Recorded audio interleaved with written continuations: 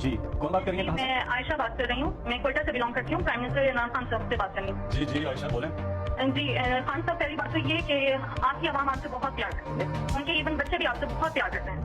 आप जो इकदाम कर रहे हैं हमें आप पे पूरा भरोसा है, लेकिन मसला इतना बड़ा है कि कहीं सुनवाई नहीं होती है। मैं बेवा हूँ, मेरी वालदा भी बेवा है और कोई मेरा बहन भाई नहीं है। 3 साल का मेरा बेटा है। 65 साल की टीचिंग की कमाई से मेरी वालदा ने सिंगल स्टोरी घर बनाया DH रैबर में, लाहौर में, और उसको 2019 में किराए पे हमने दिया।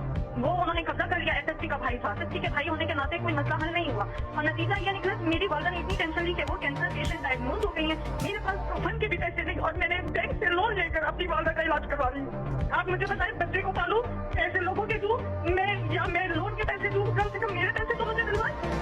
वज़ीर आज़म को कॉल करने वाली लाहौर की खातून का मसला हल हो गया। डिफेंस ने खातून के घर का कब्जा तो खाली हो गया था, लेकिन बकिया वाजिबात नहीं मिलेंगे।